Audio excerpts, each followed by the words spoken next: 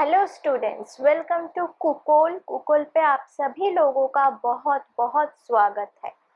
मैं रिया महतो आज जो क्लास स्टार्ट करने जा रही हूँ वो है chapter number 2 components of food.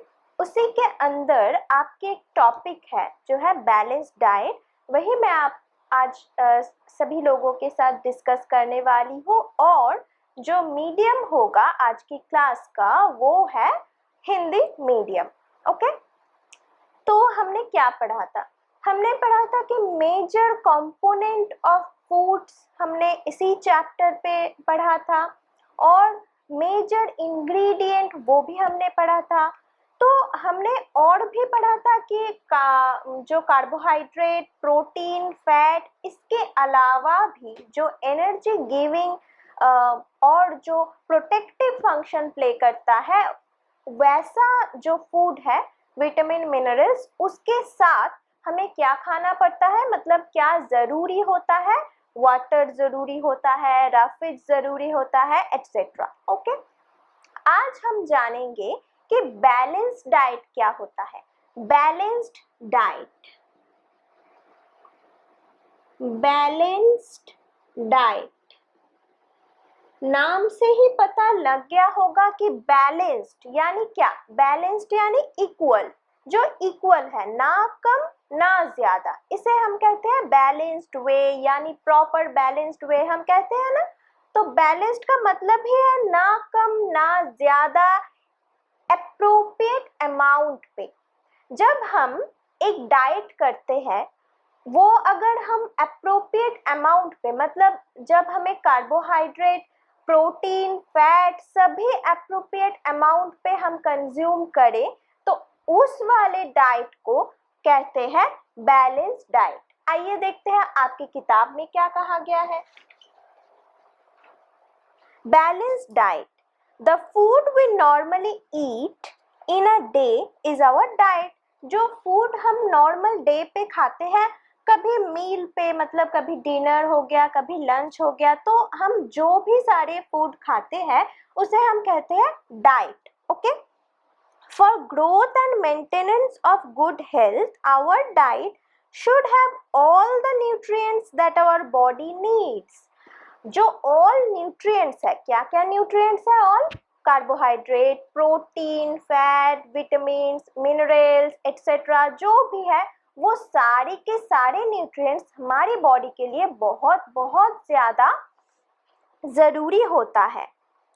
In right quantities, यानी सभी जो कंपोनेंट्स है, ऐसा नहीं है कि कुछ बहुत, मतलब बहुत अच्छा है हमारी हेल्थ के लिए, कार्बोहाइड्रेट बहुत अच्छा है हमारी बॉडी बिल्डिंग के लिए, प्रोटीन, तो हम उसे बहुत ज्यादा खा ले, और दूसरा जो है, जो हमें लगता है कि नहीं मुझे तो ये नहीं मतलब एक्सेस अमाउंट ऑफ फैट नहीं चाहिए, तो हम फैट बिल्कुल ही नहीं खाएंगे, हम सिर्फ प्रोटीन खाएंगे, ऐसा नहीं होता। इक्वल और राइट क्वांटिटी पे डाइट होना चाहिए, उसी को हम बैलेंस डाइट कहेंगे। ठीक है, not too much of one and not too little of the other. मतलब एक से, मतलब अगर आप कार्बोहाइड्रेट ज्यादा खा लो तो भी नहीं चलेगा, अगर आप प्रोटीन ज्यादा खा लो, कार्बोहाइड्रेट कम कर दो, विटामिन ना ही खाओ तो भी नहीं चलेगा। सभी इक्वल अमाउंट पे जरूरी है, ना कम ना ज्यादा, इक्वल अमाउंट पे, जो भी बॉडी को रिक्वायर होता है वैसे ही अमाउंट पे। The diet should also contain a good amount of roughage and water.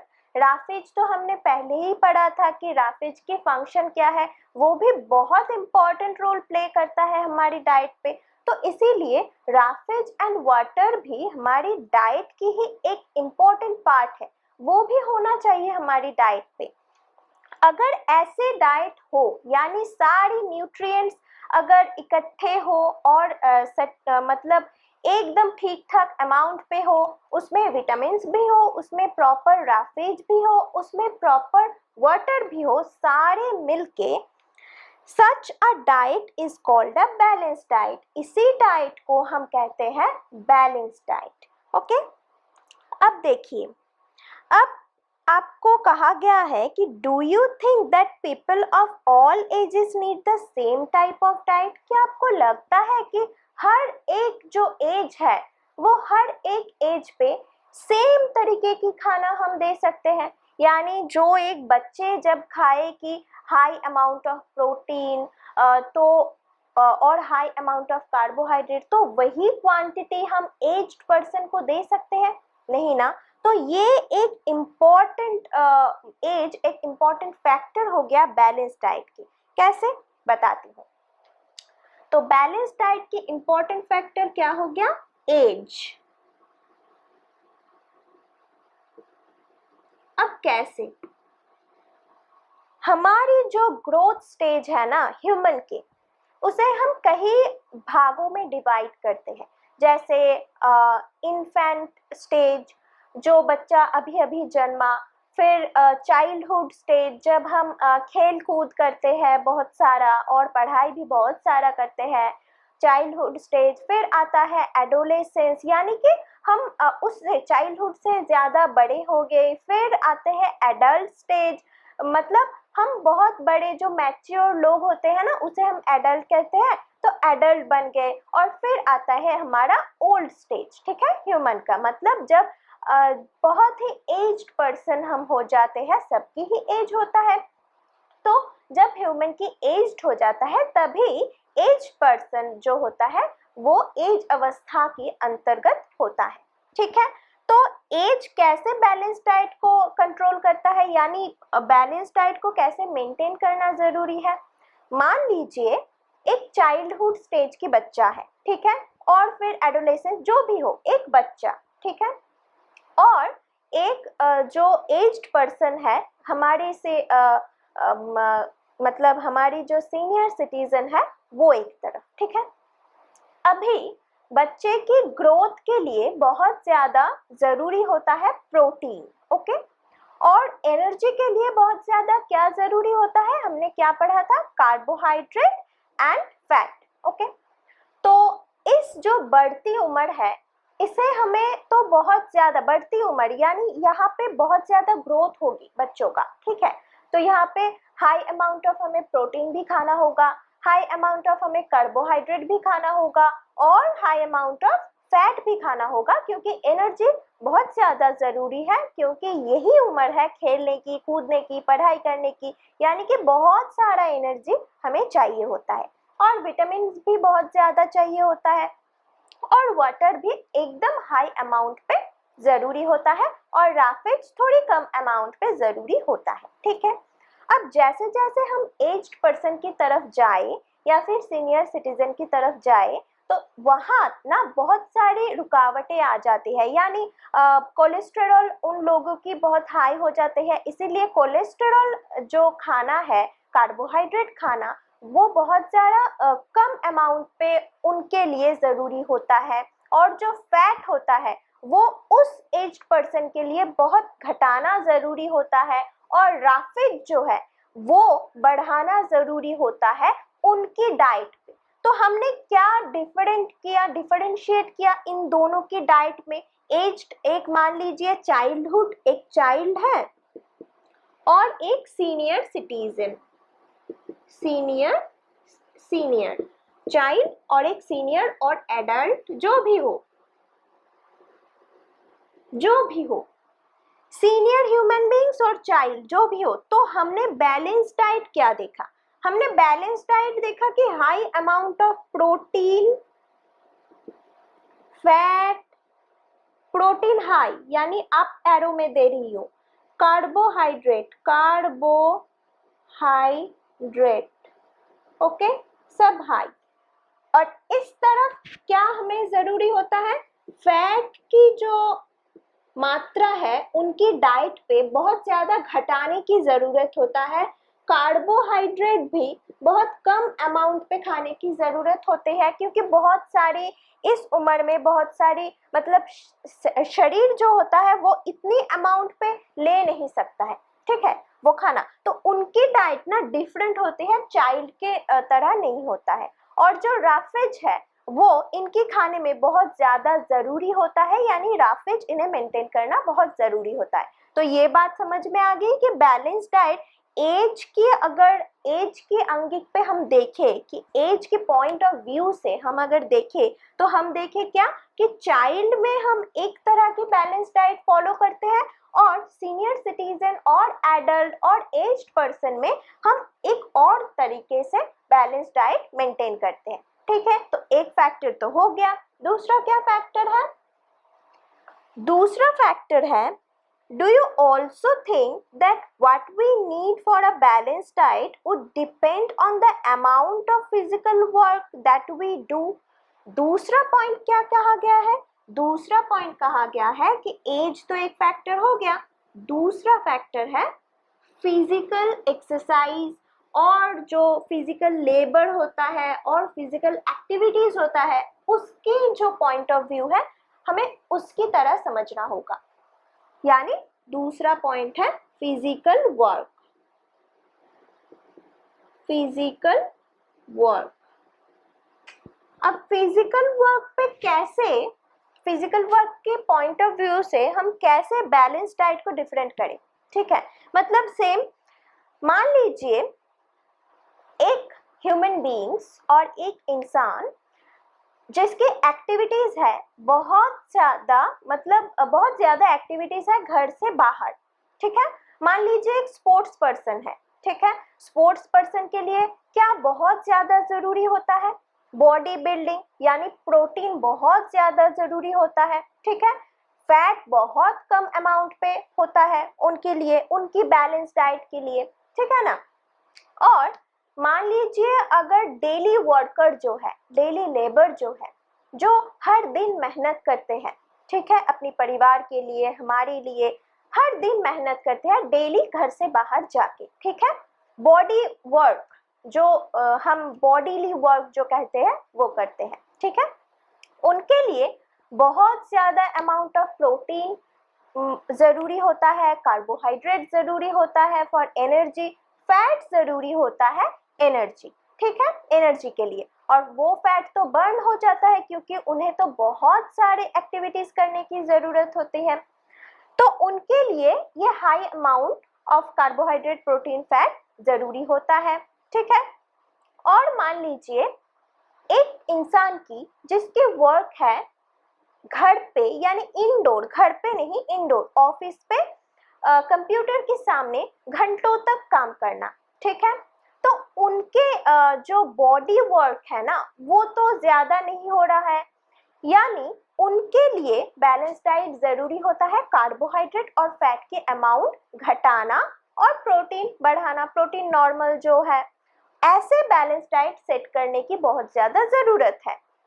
और जो घर पे रहते हैं उनके लिए जो इंडोर काम करते हैं, ठीक है, ऑफिस वर्क तो हो गया जो ऑफिस के सामने करते हैं, जो इंडोर वर्क करते हैं उनके लिए भी सेम वर्क के जैसे बैलेंस डाइट मेंटेन करना बहुत जरूरी होता है उनकी हेल्थ ठीक रखने के लिए।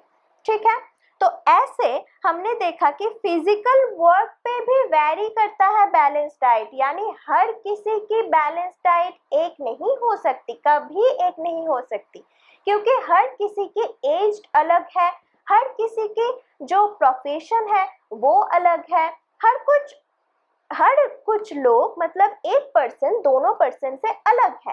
तो इस एज के पॉइंट ऑफ व्यू से और फिजिकल वर्क के पॉइंट ऑफ व्यू से दोनों की बैलेंस डाइट अलग अलग होगी। ठीक है, मतलब दोनों की जो बैलेंस डाइट है उनमें जो खाने की प्रोपोर्शन है, carbohydrate, protein, fat, vitamin, minerals, roughage जो भी है वो सारे अलग अलग होगा, लेकिन वो सारे के सारे प्रेजेंट होना बहुत जरूरी होता है, तभी एक डाइट बैलेंस डाइट कहलाता है। ठीक है, अमाउंट कम और ज्यादा ये तो हो सकता है अकॉर्डिंग टू देयर प्रोफेशन और फिजिकल वर्क और एज। ठीक है, मगर बैलेंस डाइट बहुत जरूरी होता है हमारी हेल्थ के लिए, हमारी ग्रोथ के लिए। इसीलिए बैलेंस डाइट यानी जो हमने पढ़ा आज तक प्रीवियस क्लास पे, जो हमने पढ़ा कि carbohydrate, protein, fat, minerals, vitamins, roughage, water, सारे जो कुछ हमने पढ़ डाला वो सारे हम, एक बात ध्यान रखना कि हम जब मील खाते हैं और जो डिनर करते हैं, तब इस चैप्टर के फर्स्ट में ही कहा गया था कि हम वेराइटीज ऑफ खाना रखते हैं, कार्बोहाइड्रेट भी रखते हैं, प्रोटीन भी रखते हैं, फैट भी रखते हैं। क्यों रखते हैं? क्योंकि हम बैलेंस डाइट मेंटेन करना चाहते हैं। हमारी जो डाइट है उसे हम बैलेंस डाइट करना चाहते हैं, तभी तो हमारी बॉडी जो है वो फिट रहेगी, तभी तो हम हेल्दी रहेंगे। तो बैलेंस डाइट हो गया। ये दो फैक्टर आप नोट कर लीजिए, और जो जो पॉइंट मैंने बताया वो एक बार आप नोट डाउन कर लीजिए।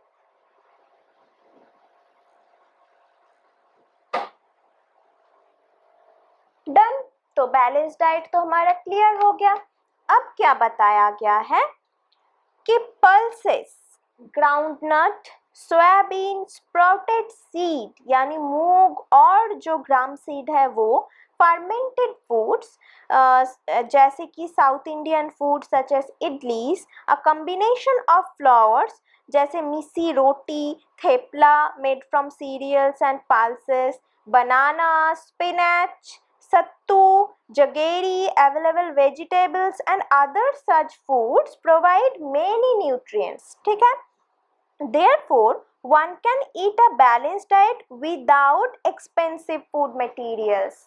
मतलब पहले ही इस चैप्टर पे कहा गया था कि हर एक कोई अफोर्ड नहीं कर सकता है ना, बहुत सारा जो वैरायटीज ऑफ खाना है और बहुत सारी एक्सपेंसेस, वो तो सभी लोग बियर नहीं कर सकते। इसीलिए ऐसे बहुत सारा खाना हमारी जो मार्केट है वहाँ पे भी अवेलेबल है, हमारी जो सराउंडिंग्स है वहाँ पे भी अवेलेबल है, वो भी हम खा के बैलेंस डाइट मेंटेन कर सकते हैं। और वो क्या है? वो पल्सेस, ग्राउंडनट, सोयाबीन्स और जो स्प्राउटेड जो सीड्स है वो बहुत न्यूट्रिशियस है, आपने पढ़ा ही था। और फिर कहा गया है फ्रूट ले लेना, बनाना और जो भी हो, और असॉर्टेड वेजिटेबल्स जो हम हर दिन खाने में खाते हैं, और फ्लावर्स जो हम मेन खाना के तौर पे खाते हैं, जैसे कि रोटी हो गया, आपकी राइस हो गया, वो सारी आप कंबाइन करके देखो, एक बैलेंस डाइट तो बन जाएगी प्रॉपर। ओके, तो यही कहा गया है कि इन सारे फूड हम खा सकते हैं जो कि विदाउट एक्सपेंसिव फूड मटेरियल, मतलब फूड मटेरियल जो एक्सपेंसिव है वो छोड़ के भी हम इसके अगर फॉलो करें ये सारा चार्ट, तो भी हमें बैलेंस डाइट प्रॉपर मिल जाएगी, जो कि हमारी हेल्थ के लिए बहुत बहुत ज़्यादा ज़रूरी है। फिर कहा गया है eating the right kind of food is not enough. मतलब राइट काइंड ऑफ फूड तो आप खा लोगे, ठीक है, according to balance diet, but वो एनफ नहीं है। It should also be cooked properly so that it's nutrients are not lost. मतलब कि हम तो खाना पकाते हैं, ठीक है, अब पकाने के भी तरीके होते हैं, है ना, क्योंकि अगर हम ओवर कुक्ड कर दे कुछ तो उसकी जो न्यूट्रिशियस वैल्यू है वो तो निकल जाएगी, फिर वो खाना खा के ही क्या फायदा जिसकी न्यूट्रिशियस वैल्यू ही निकल जाए। वही कहा गया है it should also be cooked properly so that its nutrients are not lost. Are you aware that some nutrients get lost in the process of cooking and preparation? अब आपकी प्रिपरेशन में कुछ कुछ आइटम आपको कहा जाएगा कि ऐसे ऐसे करने से न्यूट्रिशन जो है वो लॉस्ट होने की बहुत ज़्यादा संभावना है। If the vegetables and fruits are washed after cutting or peeling them, it may result in the loss of some vitamins. मान लीजिए अगर हमें हमेशा कहा जाता है, आप लोग एक बार बहुत ध्यान से नोट कर लीजिए और बहुत ध्यान रखना कि घर पे जब हम सब्जी काटते हैं ना, तब हमेशा हम सब्जी को पहले धो लेते हैं, ठीक है, फिर हम उसे काटते हैं। ओके, अगर हम काट के फिर धोए तो क्या पता उससे जो न्यूट्रिशियस वैल्यू है वो तो थोड़ी कम हो जाएगी, विटामिन तो थोड़ी कम हो जाएगी, क्योंकि हम काट के जो अंदर की जो न्यूट्रिशियस वैल्यू है उसे हम धो रहे हैं, तो धोने से तो वो धुल जाएगा, फिर क्या फायदा, मतलब खा के जो हम जिसके लिए खा रहे हैं सिर्फ पेट भरेगा, न्यूट्रिशियस वैल्यू हमें कुछ नहीं मिलेगा, ठीक है। इसीलिए वेजिटेबल्स को हमेशा पहले धो के फिर काटना जरूरी होता है, ठीक है। The skin of many vegetables and fruits contain vitamins and minerals. Similarly, repeated washing of rice and pulses may remove some vitamins and minerals present in them. कुछ कुछ जो हमारी जो छिलके होते हैं हमारे फ्रूट्स के, मान लीजिए, और सब्जी के, उसकी जो छिलके होते हैं उसमें भी बहुत सारी न्यूट्रिशियस वैल्यू होते हैं, बहुत सारे विटामिन होते हैं। हम क्या करते हैं, कभी कभी हम क्या करते हैं कि वो जो छिलके हैं उसे पूरा छिल देते हैं, पूरा मोटी लेयर से छिल देते हैं। तो ऐसा करने से कुछ फायदा नहीं होगा, मैक्सिमम विटामिन एंड मिनरल्स तो वो चला जाएगा धोने से। और अगर हम राइस को बार बार धोए, सिर्फ राइस नहीं, मान लीजिए आप विटामिन और मिनरल्स के लिए जो हम खाते हैं फ्रूट्स और वेजिटेबल्स वगैरह, वो आपने एक बार धोए, फिर काटे, फिर पूरे के पूरे आप पील कर दिए पूरे वेजिटेबल्स को, फिर अगेन आप धोए, तो बार बार धोने से क्या होगा, उसकी जो विटामिन होगा वो तो धुल जाएगा और जो न्यूट्रिशियस वैल्यू होगा वो भी धुल जाएगा, है ना। यहाँ पे क्या कहा गया है, similarly repeated washing of rice and pulses may remove some vitamins and minerals present in them. अगर आप रिपीटेडली राइस को भी धोते जाए और फिर जो भी आप पल्सेस होते हैं उसे भी आप धोते ही जाए सिर्फ, तो क्या देखने को मिलेगा, तो देखने को मिलेगा कि उसके अंदर जो भी विटामिन और मिनरल्स है वो सारे के सारे निकल जाएगा। ठीक है, अब क्या कहा गया है कि we all know that cooking improve the taste of food and makes it easier to digest. हम सभी को पता है कि कुकिंग क्या करता है, हम कुक क्यों करता है, मतलब हमें कुकिंग की ज़रूरत क्या है। अगर कुक ना करते तो भी तो हमें विटामिन मिनरल्स प्रॉपर मिल जाता, तो हम कच्ची सब्जी ही चबा लेते हैं ना, तो वो तो इजी हो गया क्योंकि खर्चे तो बहुत ज़्यादा बचेंगे। लेकिन नहीं, हम कुक करते हैं क्योंकि उससे स्वाद बढ़ता है और उससे जो डाइजेस्ट होने की हमारी शरीर के अंदर प्रॉपर्टी है वो भी बहुत ज़्यादा बढ़ जाते हैं कुक करने की वजह से, वेल कुक्ड होने की वजह से। ठीक है, क्योंकि मान लीजिए आप एक अगर कच्ची सब्जी आप खा लो, ठीक है, तो विटामिन मिनरल्स तो छोड़िए, वो तो अलग बात है। अगर आप डाइजेस्ट ही ना कर पाओ खाने को तो उस खाने की तो कोई वैल्यू ही नहीं लगेगी ना। तो पहले तो डाइजेशन जरूरी होता है, ठीक है, और सेकंड जो जरूरी होता है वो होती है स्वाद, क्योंकि हम स्वाद के लिए तो खाते हैं मैक्सिमम लोग, क्योंकि हमें ये खाना अच्छा लगता है, हमें ये खाना टेस्टी लगता है, ऐसा हम कहते हैं ना। तो ऐसा इसीलिए कहते हैं क्योंकि वो कुक्ड होता है। ठीक है, अब कुक्ड फूड के बारे में क्या लिखा गया है, We all know that cooking improves the taste of our food and makes it easier to digest. Okay, ये सभी हम लोगों को पता है। At the same time, cooking also results in the loss of certain nutrients. Cooking जैसे इसकी एक पॉजिटिव दिख है वैसे ही इसकी एक नेगेटिव पॉइंट भी है। क्या कि ओवर कुक्ड अगर हम करें, ठीक है, और जो कुक्ड जो वैसे भी हम अगर कुकिंग कुछ ज़्यादा कर दे कुछ फ्रूट्स और वेजिटेबल्स वगैरह के, तो उसे क्या होता है कि लॉस ऑफ सर्टेन न्यूट्रिएंट्स, मतलब कुछ न्यूट्रिएंट्स तो लॉस हो जाता है उसमें। Many useful proteins and considerable amount of minerals are lost if excess water is used during cooking and then throw away. हम क्या करते हैं कुक के लिए, मान लीजिए ये एक कंटेनर है, ओके, अब हमें कुकिंग करना है तो हमने वाटर ले लिया बहुत सारा, उसमें सब्जी दे दिए और उसमें उस सब्जी को प्रॉपर कुक्ड होने के लिए छोड़ दिया। ठीक है, तो यहाँ पे सब्जी वगैरह है, यहाँ पे प्रॉपर कुक्ड हो गया और प्रॉपर कुक्ड होने के दौरान उनकी जो छिलके हैं और उनके अंदर की जो न्यूट्रिशियस वैल्यू है वो सारे चले आया इस वाटर पे, और फिर हम क्या करते हैं कि वाटर को फेंक देते हैं। ठीक है, क्योंकि हमें तो सब्जी से मतलब है तो हम वाटर को फेंक देते हैं। उससे क्या होता है, जो भी न्यूट्रिशन था वो जो वाटर पे निकला था वो तो सारे चले गए।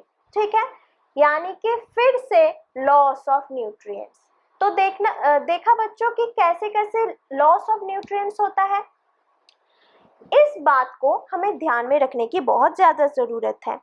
और अगर हम ओवर कुक्ड कर दे, कुछ ओवर कुक मतलब पका ही रहे हैं खाने को, पका ही रहे हैं, अगर इतना पकाओगे तो फिर न्यूट्रिशियस वैल्यू तो जीरो हो जाएगा। तो ओवर कुक्ड कभी भी कुछ नहीं करना है, ये बात याद रखना। फिर क्या कहा गया है, फिर एक बात कहा गया है, वो है विटामिन सी।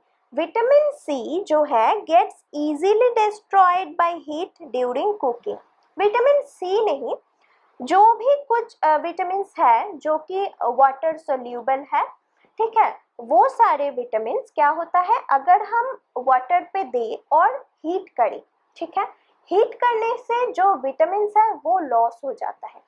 यानी जिसके लिए विटामिन सी तो हम विटामिन के लिए ही खाते हैं, विटामिन सी जो इंग्रेडिएंट है, जो फ्रूट्स है, जो भी है, विटामिन सी तो हम विटामिन के लिए ही खाते हैं।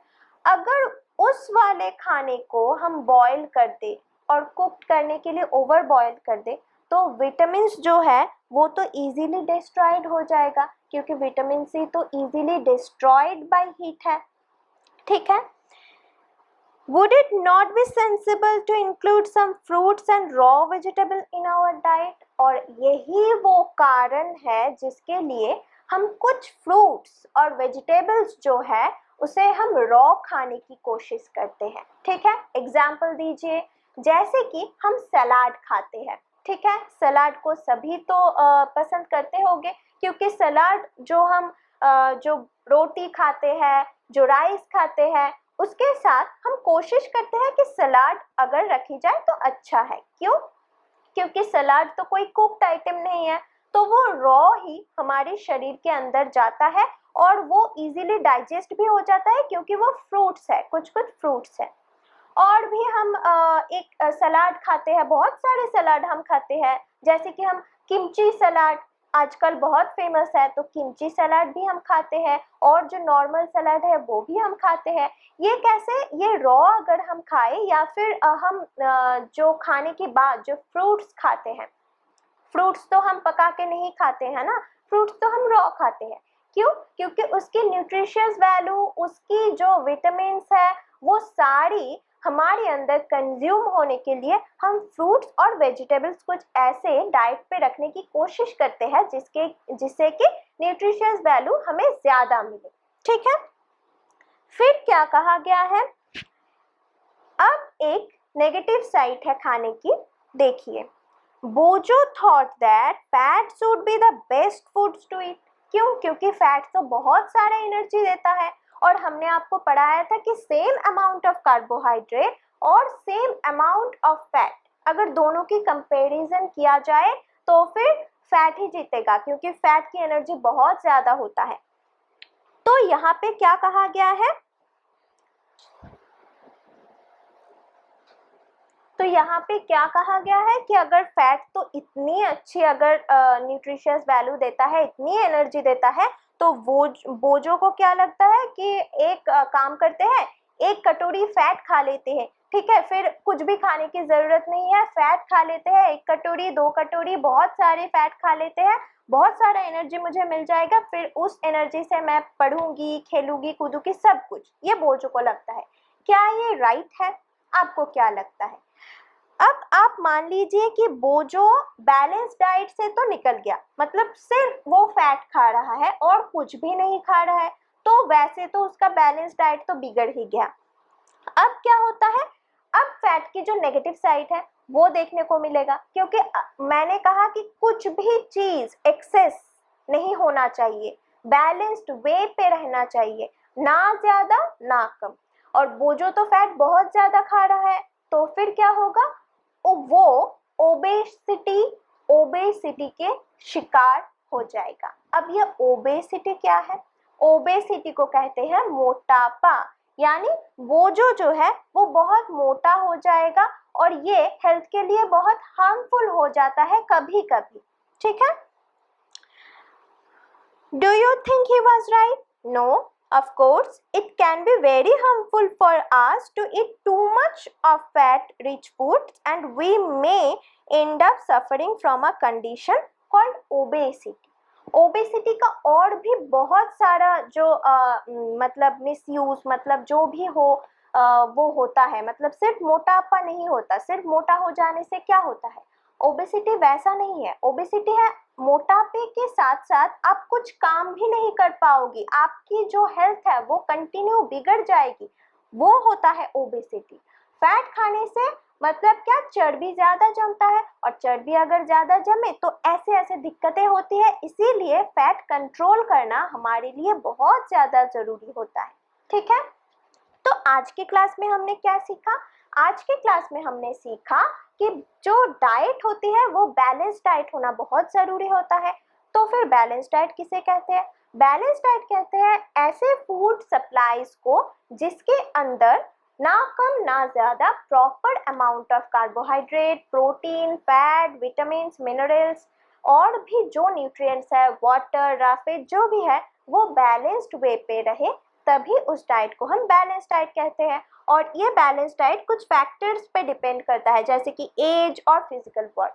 एज कैसे कि हम एक बच्चे को जो बैलेंस डाइट प्रोवाइड करेंगे वो अलग होगा एक जो सीनियर सिटीजन है उनको जो बैलेंस डाइट प्रोवाइड करेंगे उससे। ठीक है, फिर हमने देखा कि फिजिकल वर्क के अकॉर्डिंग बैलेंस डाइट हर एक ह्यूमन की होना चाहिए। यानी जो घर पे काम कर रहा है उसकी बैलेंस डाइट कुछ अलग होगी, जो हमारी जो स्पोर्ट्समैन है उनकी बैलेंस डाइट अलग होगी। तो फिजिकल वर्क बैलेंस डाइट को वैरी करता है। ठीक है, अब हमने जाना कि बहुत सारे वे है जिससे कि हमारी खाने की न्यूट्रिशियस वैल्यू बहुत लो हो सकती है।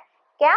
अगर हम सब्जी को काटने के बाद धोए तो न्यूट्रिशियस वैल्यू कम होने की जरूरत, मतलब कगार पे आ जाएगी। अगर हम राइस को बार बार धो दे, अगर हम जो छिलके हैं जो सारे सब्जी के वो मोटी लेयर से छील के उड़ा दे, तो ऐसे ऐसे केस में जो होता है कि जो हमें न्यूट्रिशियस वैल्यू मिलना चाहिए खाने से वो हमें नहीं मिलता। तो हमने तो एक नेगेटिव साइड देख लिया और इसे हम मेंटेन करने की प्रॉपर कोशिश करेंगे। ठीक है, और फिर हमने क्या देखा? और फिर हमने देखा कि अगर हम एक्सेस वाटर की यूज करते हैं खाने में, एक्सेस वाटर, मान लीजिए आपकी एक खाने पे जरूरत है 1 कटोरी वाटर की और हमने उस जगह ले लिया 2 कटोरी वाटर, फिर 1 कटोरी वाटर से हमारी प्रॉपर कुकिंग हो गई और बाकी जो 1 कटोरी बचा उसे हमने फेंक दिया। तो न्यूट्रिशियस वैल्यू हमने जो फेंक दिया उसमें ही रह गया हाफ, तो वो तो निकल गया, वो हमें करना नहीं चाहिए। और फिर हमने क्या कहा कि कभी भी एक खाने को, मतलब जो पढ़ने से हमें पता चला कि फैट या फिर कार्बोहाइड्रेट या जो भी हो, कुछ एक को ज्यादा खाके बाकी को नेग्लेक्ट करना बिल्कुल भी मतलब अच्छी नहीं है, क्योंकि अगर हम फैट ज्यादा खाए तो हमें एक डिजीज हो सकती है, उसे कहते हैं ओबेसिटी। वैसे भी बहुत सारे डिजीज होता है, बहुत सारी विटामिन के मतलब डेफिशिएंसी से, वो हम पढ़ेंगे नेक्स्ट क्लास पे। तो आज की क्लास यही तक, मिलते हैं नेक्स्ट क्लास पे।